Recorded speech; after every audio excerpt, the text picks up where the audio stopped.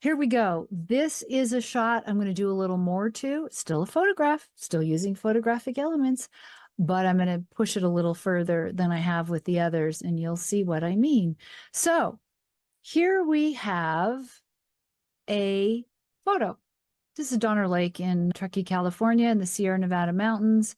It's a place I've spent a lot of time. This whole area was my home for 30 years, and it means a great deal to me, even just a dumb photo like this. But I have seen amazing sunsets here, and I had this idea for this shot. I wanted to change the color, but I didn't really want to change the color at the pixel level. I actually wanted to change it like this. I like to do, as I have told you, I like to do things kind of organically.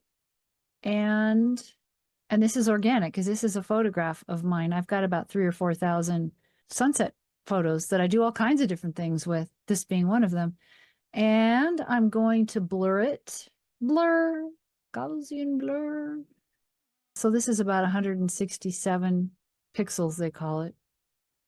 So there that is. Now I'm going to change the blending mode to overlay.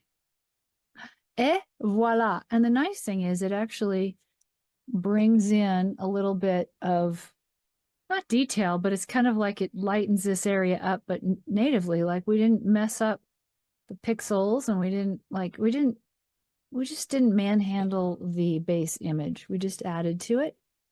So basically what I'm going to do is, since this is a reflection, I'm going to duplicate this. I can duplicate it with a right click here, duplicate layer, or my favorite, which is Control Command J.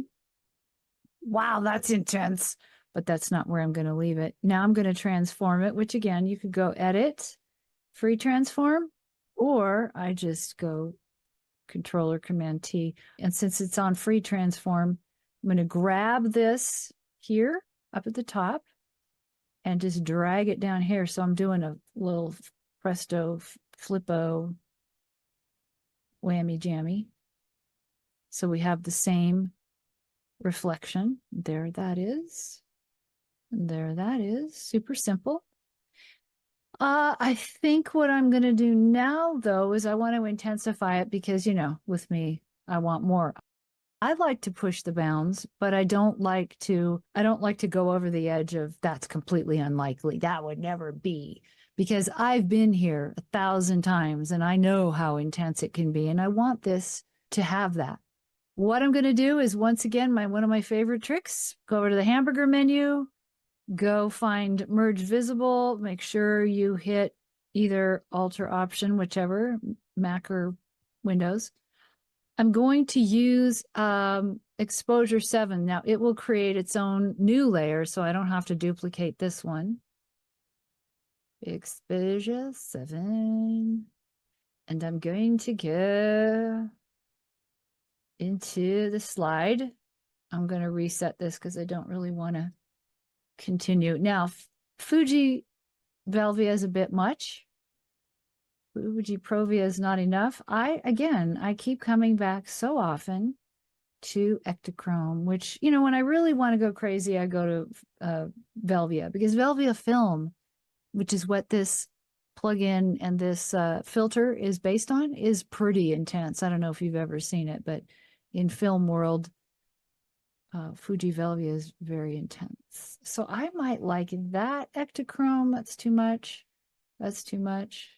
That's not enough. I might go with this one. Or, wait a minute. Okay, so I think this is not quite enough. I think this is a bit too much, but I would rather back off than enhance, as a rule, if I can. So I might do that, and I have two ways of backing off. One is up here at the top. Overall intensity, you know, just takes the whole thing out of there. So I could lower it just a little bit. That way I'm not, you know, hanking with the levels. I might do it that way. So the other way to do it would be go up here, and you could also do it in vibrance, but I'll show you the difference. I'm just never entirely happy taking the vibrance down, nor the saturation. Somehow it just doesn't look right. So I'd rather back off the intensity of the effect. So this is where you got to find, your own way of assessing and judging your stuff. So here we are. Is it too intense? Maybe. A lot of times I can't tell. Sometimes things just really have to sit for a minute. But this is a good start. I know I can always back off and, work with color channels and stuff later. So I'm going to say this is good for the moment. Now, so I want to add a little sun flare here. And there's a couple ways I want to show you how to do it. One is with, again, the Exposure 7. Exposure software has a, if you like using plugins, this might work for you. But I reset the whole thing, so I'm not putting a filter on at all. I just go into the effects, come down here to the light effect. The one that I use for things like this, pretty much use Haze Pale. Under Sun Flare, Haze Pale. Okay, zoom. Aha, I might actually, crazily enough, prefer this because this is what I see so often when the sun's just about to drop behind this mountain, and it actually does that. So I'm going to see, because this is all by itself. I don't have to use it. In fact, I'm going to use a different way of doing this that I want to show you, which is an option. And you can layer them. Okay, one of the things that I already feel about this is that I'm straightening this out because it's on my Wacom and I zoomed it by hand and torqued it a little bit. But now I want to come out here. So I'm going to do something crazy. Crazy is I want the mountains to look bigger. What do I do when I want the mountains to look bigger? Well, I make sure I can back up to this. So if I need to, so I'm going to, I do this each way. So you get to know both ways. Right click out here, duplicate. And there it is. Right. So now I'm going to free transform, which again is edit, free transform. But again, I'm going to go like this. And then I'm just going to make it bigger. I'm going to tallin up those mountains. And while I do want the sky and the reflection to be a feature, it doesn't have to be the whole picture. I just want the whole thing to be a little more in my face. And something like that. So now instead of, so there you go. So it's an option, just sort of letting you know that's legal. Now, another way of doing this light is to pull up a new layer. And then I'm going to come up here to my brushes. And there's another brush set that I like, Nuclei. I'm going to use his Flare 18. Which looks like this. And that's what it looks like black.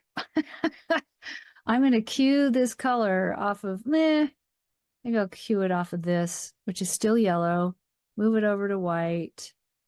And I want it that big. Yeah, actually, I like that. Okay, I think I might want to turn it. So I'm going to go shift left bracket a couple of times and see what that does. Now I can free transform this and make it a little more like that, where I can turn it. I can also, if I'm going, well, I like it, you can change the color. You can, just get rid of it and do it again. More golden tone if you wanted to. You could do this. And maybe I wouldn't go, let's see what happens if you... So yeah, you can make it a little more gold instead of so white. It's an option. And you can make it smaller or bigger. You can fade it if you want to. You can, I don't know what happens. Yeah, you can change the blend mode to overlay or even soft light. It still shows. You can do a couple of different ones, And where do I get these brushes? You can get them on Etsy. You can get them on Creative Market, Design Cuts. Oh gosh, there's just so many places to buy them very inexpensively, or make sure the license is right so you can use them for the purpose you have in mind. Filter, blur, you can also blur it. I don't want to blur it necessarily that much, but maybe you'll just want a soft little sun thing. And then maybe when it gets soft, you go, maybe I should aim it over that way. That's cool because I happen to know what's coming next. And that is a new layer. So let's group these. Let's put them in a little group and call them lens flares. And this then is going to be bird of prey. And this one's going to be black. So I go up here before I hit it with my best shot. There's my bird. All right. So now I want a bird, me and my birds. So I'm going to make the bird a little smaller because I don't want him. You have to get the scale right. And you have to imagine now, how close is he? And how is he flying? And where is he flying? And all this kind of thing. And the color, it's black, but how black? I might just change the opacity ever so slightly because I know when we see them in these lighting conditions, they, you can see the light kind of bouncing off of them. So now the thing is, that's great, but he needs a reflection. So what I'm going to do is, once again, this is the painful way. Where's the duplicate layer up there? All right, I'll do it that way. Otherwise, you do the controller Command J. So now I'm going to take him and bring him down here and pull down, flip him the other way, and make him a little smaller. And I'm going to fade him out a little bit more because, it's a reflection. It's not the real thing. And then you mess around and you figure out like where it works the best.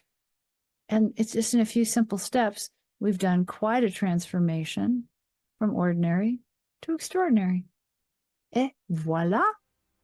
And I hope that is fun for you. It was for me.